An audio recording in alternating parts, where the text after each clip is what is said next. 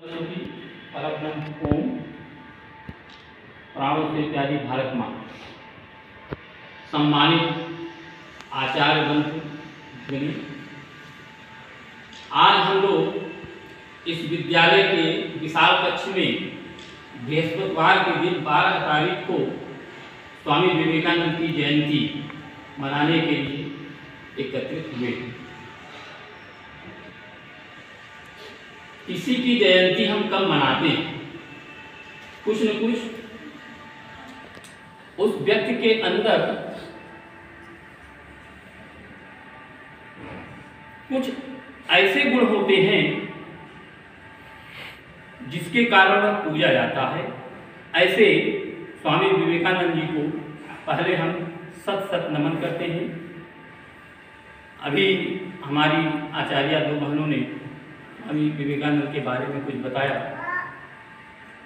है। क्या स्वामी विवेकानंद जी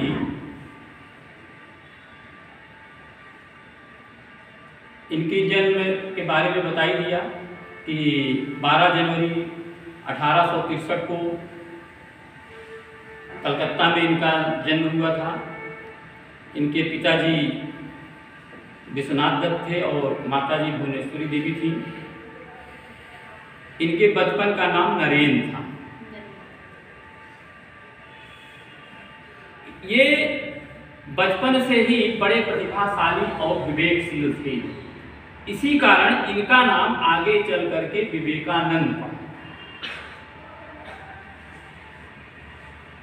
इनके गुरु रामकृष्ण परमहंस थे। ये युवाओं के प्रेरणा स्रोत थे। 25 वर्ष की आयु में ही ये ज्ञान की खोज के लिए घर छोड़ दिए। इसीलिए इस 12 जनवरी को राष्ट्रीय युवा दिवस के रूप में भी मनाया जाता है। विवेकानंद जी प्रसिद्ध क्यों हुए?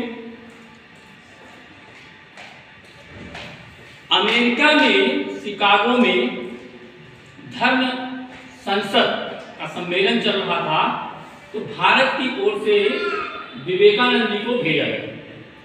11 सितंबर 1893 का दिन था। ये भारत की ओर से गए तो पहला संबोधन इन्होंने उस जो विशाल कक्ष था उसका नाम है आर्ट इंस्टीट्यूट ऑफ शिकागो। तो उसमें इन्होंने जो संबोधन किया कि अमेरिका के मेरे भाइयों और बहनों, जैसे ही यह शब्द इन्होंने कहा पूरा वो विशाल कक्ष तालियों से गूंज उठा। इन्होंने कहा क्या? अमेरिका के मेरे भाइयों और बहनों, मुझे गर्व है मैं उस देश से हूं जिसने इस धरती के सभी देशों और धर्मों के सताए हुए लोगों को अपने शरण में रखा और मैं अपनी प्राचीन परंपरा की ओर से उनको धन्यवाद देता हूं। यह इनकी प्रारंभिक संबोधन जो था भाषण का यही था। इसके बाद विदेश में इन्होंने हिंदू धर्म का प्रचार किया। हिंदू रीति रिवाजों को लोगों को समझाया। ये जात पात ऊंच नीच भेदभाव को कभी नहीं माने। अध्यात्म की ओर इनका विशेष झुकाव रहा। इनकी कुछ घटनाएं हैं। एक घटना यह है कि इनको प्रत्यक्ष भगवान के दर्शन हो गए। ये रेलवे के प्लेटफॉर्म पर इन्होंने एक व्रत रखा था, अयाचक व्रत कहते हैं उसको। इस व्रत में किसी से मांग कर नहीं खाया जाता। अयाचक उसका मतलब हुआ कि ना मांग कर खाना। तो वहां पर रेलवे प्लेटफॉर्म पर बैठे थे, भगवान अपने गुरु का ध्यान दे रहे थे। तो इनके सामने एक व्यक्ति बैठा था, वह विशेष प्रकार का पकवान लिया हुआ था, खा रहा था और इनको सुना कर कह रहा था, अरे ये तो बहुत बढ़िया मिठाई है, बहुत अच्छा बना है, ताकि विवेकानंद जी का ध्यान विचलित हो जाए। तो भगवान को बड़ा कष्ट हुआ कि ये मेरा भक्त जो है इस तरह से बिना खाए हुए 2 दिन से मेरा ध्यान लगाया हुआ है। तो वो दोपहर का समय था। भगवान श्री राम स्टेशन से थोड़ी दूर पर एक कोई सेठ रहता था, उसको दोपहर में स्वप्न दिए कि मेरा भक्त प्लेटफार्म के किनारे प्लेटफार्म पर बैठा हुआ है, जा करके उसे भोजन करा दो। तो स्वप्न में सेठ जी सोचे कि अरे ये तो स्वप्न है, ऐसे है सब। लेकिन थोड़ी देर बाद फिर श्री राम जी ने उसको सेठ को स्वप्न में बताया कि नहीं, तुम जाओ और उन्हें भोजन कराओ।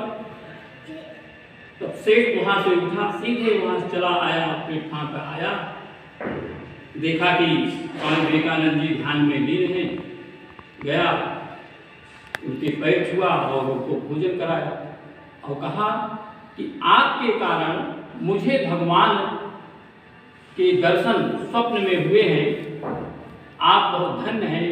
तो स्वामी विवेकानंद जी की आंखों में आंसू आ गए। उन्होंने कहा, मैंने तो गुरु को याद किया और गुरु के साथ साथ मुझे भगवान के भी दर्शन। एक ये, दूसरी एक इनकी प्रेरक से संबंधित है कि जैसे ये विदेश यात्रा कर रहे थे, तो रास्ते में एक महिला मिली, इनको देखी तो इनसे प्रभावित हुई, इनसे कहती है कि स्वामी जी आप मुझसे शादी कर लीजिए, आपके जैसा ही प्रतिभावान और विवेकशील मुझे पुत्र प्राप्त। स्वामी जी कहे, मैं तो सन्यासी हूं, मैं शादी नहीं कर सकता हूं। हाँ, आप मुझे में अपना पुत्र मान लीजिए, मुझे माँ के दर्शन हो जाएंगे, मैं धन्य हो जाऊंगा। महिला लज्जित हुई और उनके पैरों पर गिर गई।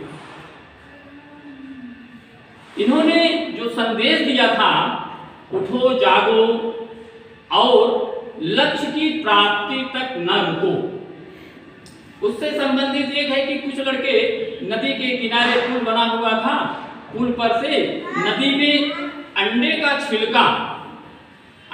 छिलका बह रहा था, तो वहां से बंदूक से अंडे के छिलके पर निशाना लगा रहे थे, लेकिन किसी का निशाना नहीं लग रहा।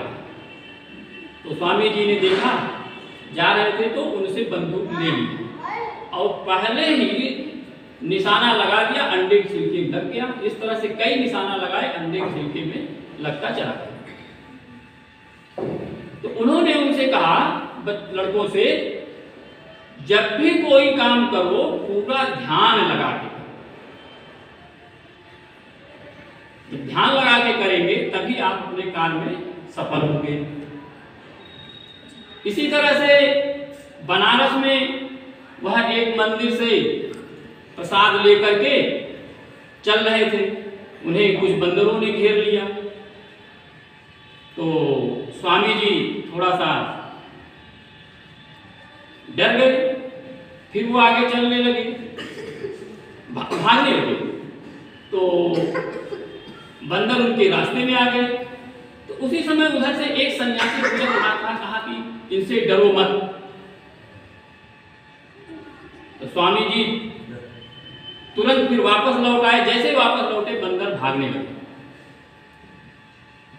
तो इससे यह शिक्षा मिलती है कि किसी से डरो मत, डर के काम ना करो, चाहे जो समस्या है उसको हल करो।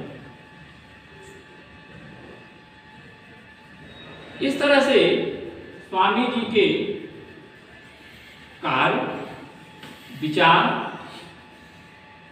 को हम लोगों को भी जितना हो सके अपने जीवन में अपनाना चाहिए।